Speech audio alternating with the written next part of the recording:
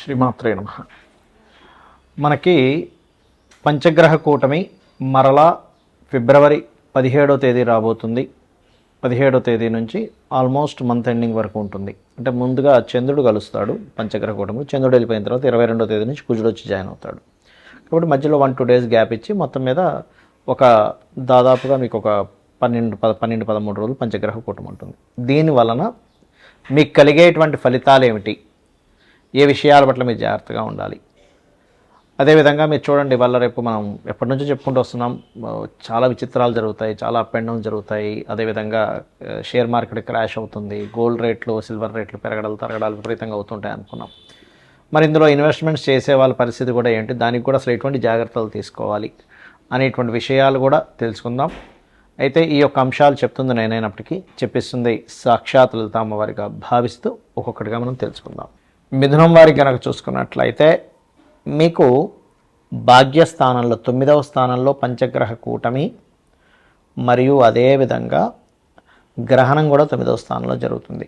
ఈ యొక్క అంశాలు చెప్తుంది నేనైనప్పటికీ చెప్పిస్తుంది సాక్షాత్ లలిత అమ్మవారిగా భావిస్తూ ఆ లలితాంబిక అమ్మవారి యొక్క అనుగ్రహం మీకు పరిపూర్ణంగా కలగాలని మనస్ఫూర్తి కోరుకుంటూ, ఇక్కడ ఎప్పుడైతే భాగ్యస్థానంలో ఉందో ఈ భాగ్యస్థానం అనేటువంటిది కొంత bank balance, bank transaction place కూడా చెప్తూ ఉంటారు.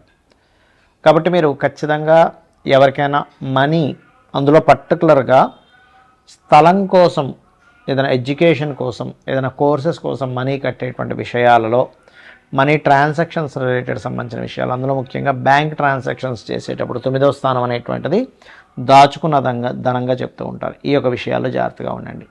అలాగే తండ్రి గారి ఆరోగ్య విషయాల పట్ల కాస్త జాగ్రత్త వహిస్తూ ఉండాలి. వివాహ నిర్ణయాల విషయాలు కూడా కాస్త జాగ్రత్తగా ఉండాలి. ఇక మీకు జరిగేటువంటి మంచి ఫలితాలు ఏమిటి, వ్యాపార అభివృద్ధి, విదేశాలకు వెళ్ళాలని చేసేటువంటి ప్రయత్నం ఫలిస్తుంది, అందులో ఎటువంటి సందేహం లేదు. సంతానం కోసం చేసే ప్రయత్నం కూడా ఫలిస్తుందని చెప్పొచ్చు. అయితే ఎప్పుడైనా భాగ్యస్థానంలో రాహు ఉన్నప్పుడు ముఖ్యంగా పితృదేవత ఆరాధన చేయడం చాలా మంచి ఫలితాలు ఇస్తుంది, గుర్తుపెట్టుకోండి. ఎంత పితృదేవతల కోసమని మీరు ఇస్తూ ఉంటారు స్వయం పాకం అది. అయితే పార్ట్నర్షిప్స్ జోలికి మాత్రం వెళ్ళకండి. మీకు ఫైనాన్షియల్గా బాగా గ్రోత్ రావాలంటే రాజరాజేశ్వరి అమ్మవారి అష్టోత్తరం చదువుకోండి. ముఖ్యంగా ఇక్కడ ఈ పార్ట్నర్షిప్లో ఎంటర్ అయినప్పుడు అగ్రిమెంట్స్ చేయాలి. 3లో కేతు ఉన్నందుకు మీరు చేసే అగ్రిమెంట్స్లో తెలియని చిన్న లిటిగేషన్స్ ఏర్పడడం జరుగుతూ ఉంటుంది. కాబట్టి పార్ట్నర్షిప్ వీలైనంత మటుకు అవాయిడ్ చేయడం మంచిది. ఉద్యోగ విషయంలో ఉన్న ప్రజలు తట్టుకోలేక మారాలనే ప్రయత్నం చేస్తారు, మారుతారు కూడా. ఎందుకంటే 9లో అధిక గ్రహాలు ఉన్నప్పుడు దశమ స్థానం మీద దాని యొక్క ఎఫెక్ట్ అనేటువంటిది పడుతూ ఉంటుంది. కాబట్టి ఇక మీరు నిత్యము చేయవలసినటువంటిది లలితాంబిక అమ్మవారి యొక్క ఆరాధన చేయండి. ఉద్యోగం విషయంలో మరింత బాగుండాలి అంటే ఓం మాణిక్య మకుటాకార జానుద్వయ విరాజితాయై నమః అని చేయండి. అలా కాదండి, ఇప్పుడే నా ఎడ్యుకేషన్ కంప్లీట్ అయింది, నేను చదువుతో పాటు అంటే ఇప్పుడే చదువు కంప్లీట్ అయ్యి ఫస్ట్ టైం నేను ఉద్యోగంలో జాయిన్ అవుతున్నాను అనుకునేటువంటి వారు ఓం శ్రీమాతా శ్రీ మహారాజ్ని శ్రీమత్ సింహాసనేశ్వరి నమః అని చేయండి. అన్ని విధాలు బాగుంటుంది.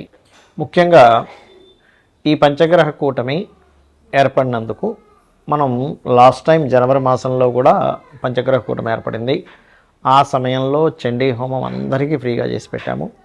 అప్పుడే మనం అనౌన్స్మెంట్ చేసాం నెక్స్ట్ మంత్ క్షేత్రంలో జరుగుతుందని. కామాఖ్య శక్తిపీఠంలో ఈసారి 17, 18, 19 తేదీల్లో 17వ తేదీ గణపతి మరియు లలిత హోమము, 18వ తేదీ నవగ్రహ హోమము, 19వ తేదీ చండీ హోమం జరుగుతుంది. ఆ హోమం జరిగిన తర్వాత రుద్రాక్ష, ఆ హోమంలో పూజలో పెట్టినటువంటి రుద్రాక్ష మరియు అదేవిధంగా హోమ భస్మము, ప్రసాదము, డ్రై ఫ్రూట్స్ ప్రసాదము, మరియు అదేవిధంగా ఆ యొక్క సింధూర్, మనకి ఏదైతే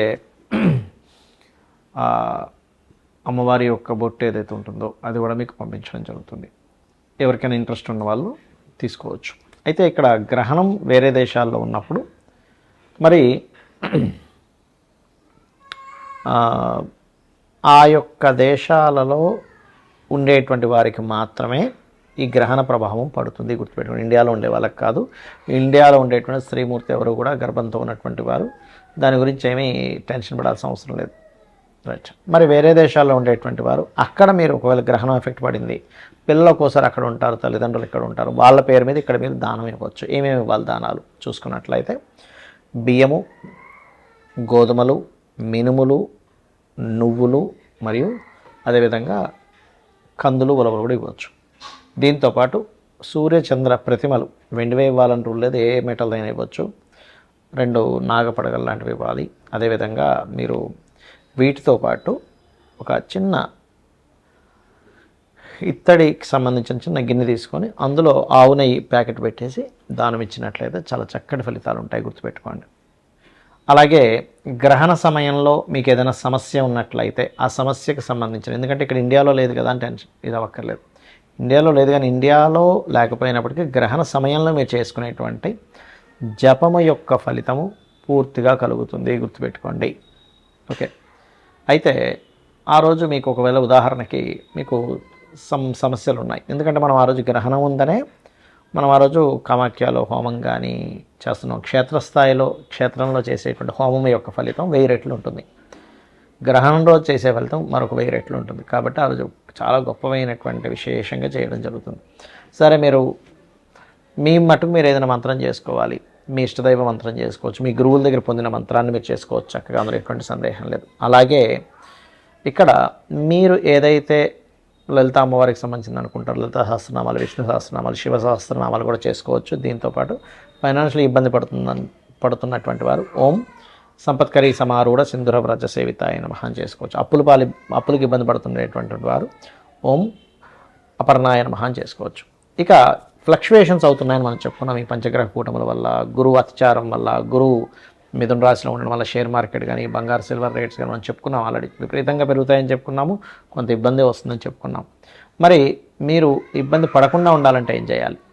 ఏ రాశి వారైనా ఏ లగ్నం వాళ్ళైనా ముందుగా ధనాధిపతి, మీ లగ్నం నుంచి ధనాధిపతి ఎవరో తెలుసుకోండి, మీకు ధనాన్ని ఇచ్చే కారకుడు ఎవరో తెలుసుకోండి, ఆ అధిష్టాన దేవత ఆరాధన చేసుకోండి. ప్రతి లగ్నానికి ధనాధిపతి ఉంటాడు.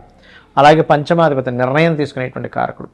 ప్రజెంట్ పంచమ స్థానంలో కేతు ఉన్నాడు కాబట్టి న్యాచురల్ పంచమ స్థానంలో అందరూ గణపతిని ధ్యానం చేయడం వల్ల మీరు ఎటువంటి రాంగ్ డెసిషన్స్ తీసుకోకుండా ఉంటారు.